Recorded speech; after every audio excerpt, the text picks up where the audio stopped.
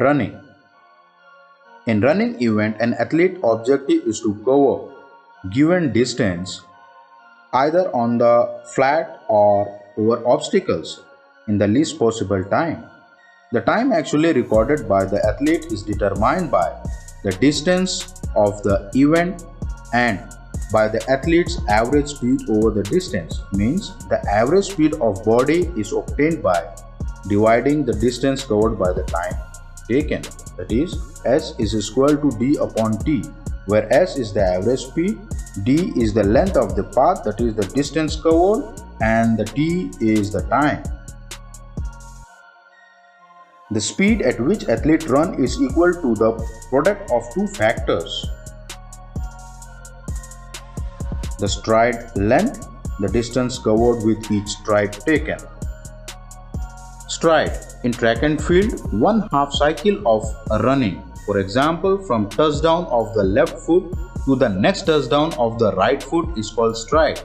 In the study of human walking, one complete cycle of walking, for example, from left heel strike to the next heel strike is called stride, and 1/2 cycle is called step. The stride frequency. The number of strides taken in a given time also refer as the stride cadence or rate of stride.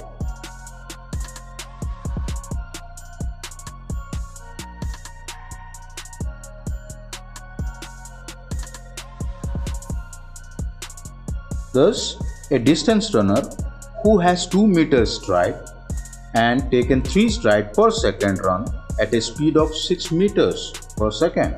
Speed, if suppose stride length multiplied by stride frequency, then the 2 meters of per stride and 3 stride he has taken per second, so his run is 6 meters per second.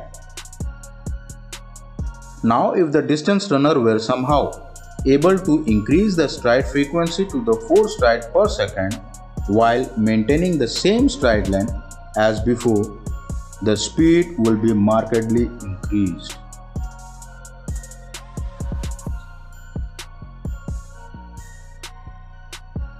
The stride length and the stride frequency.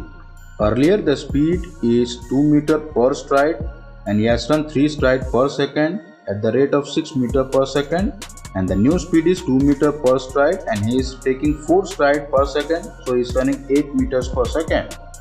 However, if this increase in stride frequency were accompanied by a decrease in the stride length to 1.5 meters, so the stride length and the stride frequency is earlier speed as per 2.0 meters per stride and he is running 3 strides per second, he is taking 6 meters per second.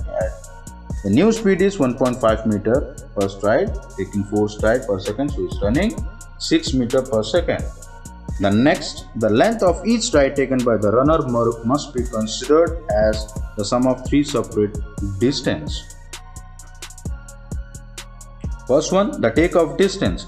The horizontal distance that the center of the gravity is forward of the toe of the takeoff foot at the instant the latter leaves the ground. The second one, the flight distance. The horizontal distance that the center of the gravity travels while the runner is in the air. And the leading distance. The horizontal distance that the toe of the leading foot is forward of the center of gravity at instant the runner lands.